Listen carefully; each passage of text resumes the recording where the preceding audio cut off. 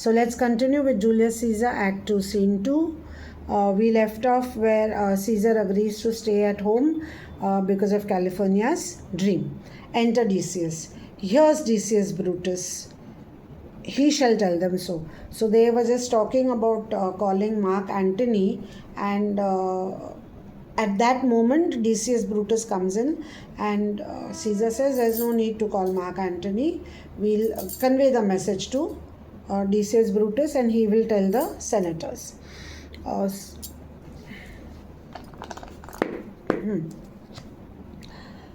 Decius. Caesar, all hail. Good morrow, worthy Caesar. I come to fetch you to the Senate house. So Decius is saying, I have come to take you to the Senate house. Caesar, and you have come in at a very happy time. Happy time means a very good time, perfect time.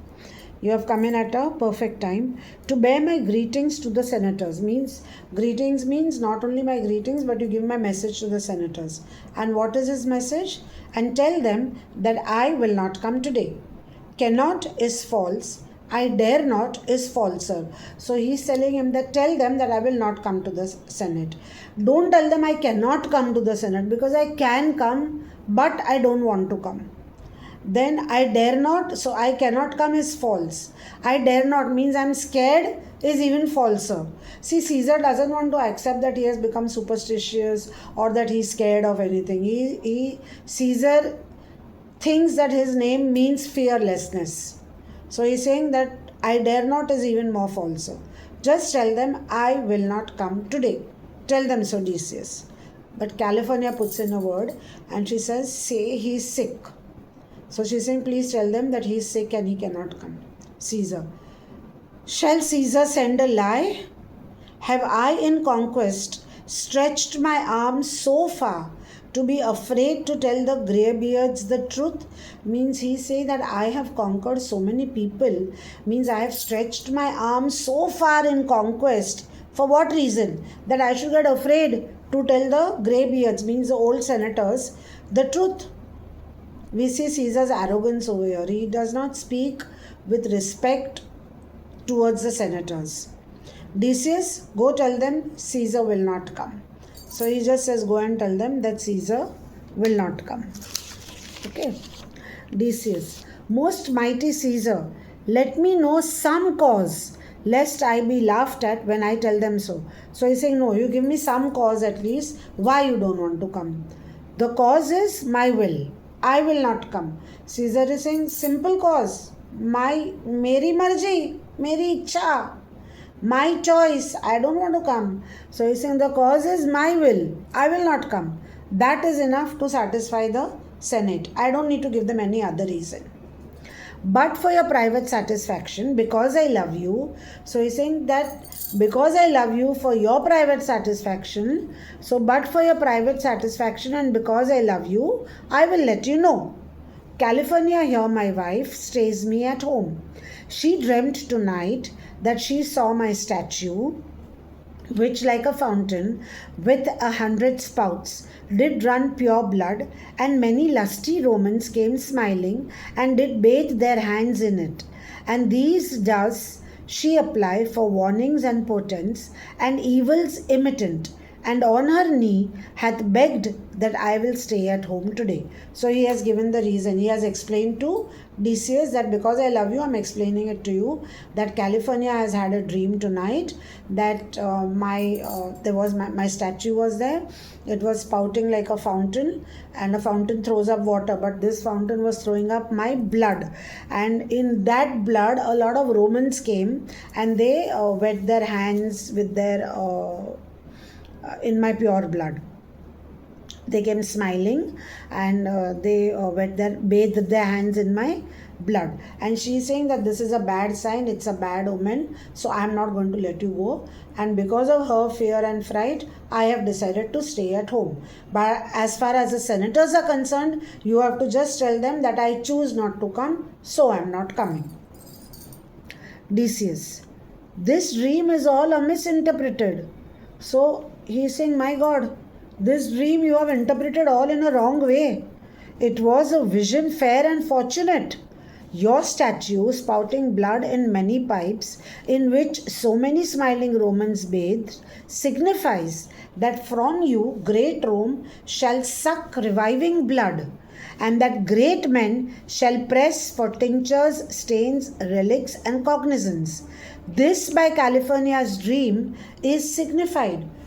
Is signified. So he's saying that you have misinterpreted this entire dream. The meaning of this dream is that Rome, which has become so sick, Rome which is no longer in its original glory, that Rome by your blood, so your blood is going to be the rejuvenating factor, it is going to be the reviving blood in which the great men of Rome will come, and they will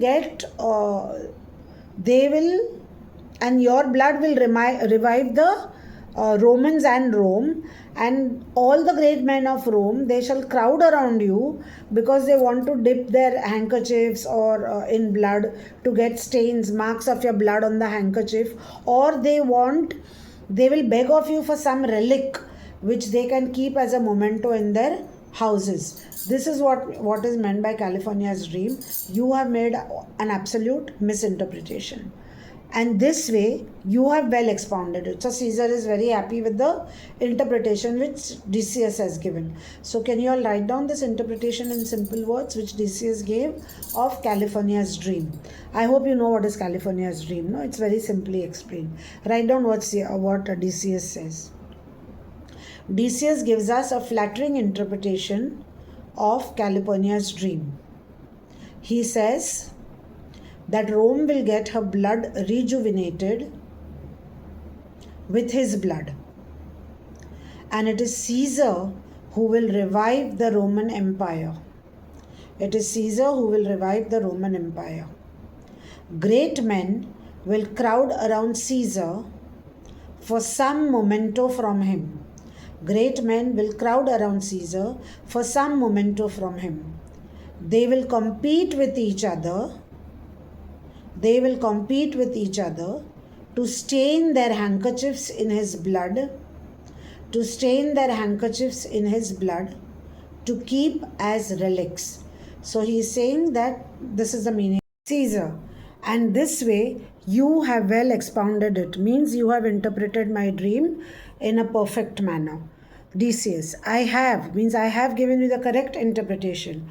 And when you have heard what I can say, please know it that the Senate has concluded to give this day a crown to mighty Caesar. So now Decius is telling Caesar that today the Senate has decided to give you the crown. And continues to say, if you shall send them word, you will not come. Their minds may change. Besides, it were a mock. It were a mock means it would become a joke, apt to be rendered for someone to say, break up the Senate till another time, when Caesar's wife shall meet with better dreams. So now here Decius is informing him that the Senate has decided to give you the crown, and if you don't go today, if you send them a word that I'm not coming today and you decide not to go, they'll make a joke out of it. They'll laugh at you, and then maybe amongst themselves also they would start saying that break up the Senate, let's do no work, let there be no work done till Caesar's wife has a better dream. So because she has a bad dream, we cannot work anything in the Senate. If Caesar hide himself, shall they not whisper, lo, Caesar is afraid? Pardon me, Caesar, for my dear love to your proceeding bids me to tell you this. And reason to my love is liable. So he's saying that I'm very sorry, Caesar, I beg your pardon. What is he sorry for? For being so truthful and so candid about it. So he's saying, I'm very sorry that I have been so straightforward. Caesar, how foolish do your fears seem now, California? I am ashamed that I did yield them to you. Give me my robe, for I will go. So now Caesar has decided that he will go to the Capitol. Enter Publius, Brutus, Ligarius, Metellus, Casca, Trebonius, and Cinna. And look, where Publius has come to fetch me. So Caesar is surprised. He's saying, oh, Publius has come to take me to the Senate. Good morrow, Caesar. Welcome, Publius. What, Brutus? Are you stirred so early too? Good morrow, Casca. Caius Ligarius. Caesar was never so much your enemy as that same ague which hath made you lean. What is it, o'clock? So now here he is saying, he is talking to Caius Ligarius. He is telling him, I was never your enemy as much as the enemy you have in that fever which you have. And what is the fever called? The fever has got a special name which is called as the ague. Okay. And this fever used to be accompanied by a trembling of the limbs. So he's saying, I was not your enemy. Your enemy, I am a lesser enemy than the fever which you have got.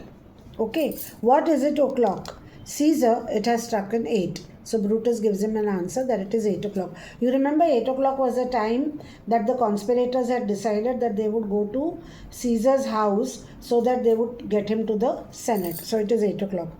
I thank you for your pains and courtesy. So now Caesar is thanking them. Actually, children, this is very ironical because everybody, means the other characters on the stage and even the audience, they all are aware of the fact that these people have come to take Caesar not out of friendship and love and all, but to ensure that their plan does not fall. They want to ensure that their plan of assassinating Caesar is successful. So it's very ironical. Shakespeare has created a dramatic irony over here where Caesar says, I thank you for your pains and courtesy. Enter Antony. See, Antony that revels long on nights is notwithstanding up. Good morrow, Antony. So Caesar is even more happy because Antony has come. Even Antony used to love to stay awake, to sleep till late. But even Antony has come. So to most noble Caesar, bid them prepare within. I am to blame to be thus waited for. So he's saying it's all my fault that because of me, you all will have to wait. So all of you all please come in, have some wine, let's and celebrate, and then we'll all go together. Okay. Now Cinna, now Metellus, what Trebonius? Now he's talking to Trebonius. Trebonius is saying, I have an hour's talk in store for you. Means he's saying, Trebonius, I need to talk to you for almost 1 hour. So remember that you call on me today. Be near me that I may remember you. So he's saying that Trebonius, you be close to me so that I remember that I have to talk to you. Okay. Now this is again dramatic irony. Because see the next sentence that Trebonius says, Caesar, I will. And then aside, so near will I be that your best friends shall wish I had been further. So he's saying that, okay, Caesar, I will be very close to you. And then aside. Aside means on stage, when you say aside, it meant that the other characters could not hear what you were saying, but it was meant only for the audience to hear. Okay, so aside he is saying, I'll be so near to you that your best friends will wish I had been further, because he's going to kill Caesar, he's going to assassinate him. So he's saying your best friends will start wishing that I should not have been so close to you. So this is again dramatic irony, because we'll see in the next act, in Act 3, when you go to your class 10, you will see that when Caesar was actually assassinated, Trebonius was nowhere in the picture. He was not there at the scene of the assassination. Okay, so that we'll do in Act 3. Caesar, good friends, go in and taste some wine with me, and we like friends will straight away go together. So he's saying, come, all my friends, do come in and taste some wine with me. Let's celebrate this big occasion, and then like good friends, we'll all go together. Brutus aside, that every like is not the same. O Caesar, the heart of Brutus earns to think upon. So now Brutus is saying, see the meaning of this line? Brutus's heart is sad when he thinks that behaving like a friend is not the same as really being a friend. So here Shakespeare has given us an insight into the characteristics or personality traits of a lot of human beings. There are many people around us who behave like as if they are our friend, but actually they are not friendly with us, they are our enemies. Okay, so with that last note, we complete Act 2, Scene 2. And I hope you all have understood everything. And if there is any difficulty, do do study the entire module all over again. And still, if you have a difficulty in understanding or you want to ask some question, do drop in a comment. I'll give you the replies. So here's your English facilitator, Himangi, wishing you all a goodbye and hope to see you again at my next module where we'll continue with Act 2, Scene 3. So bye till then.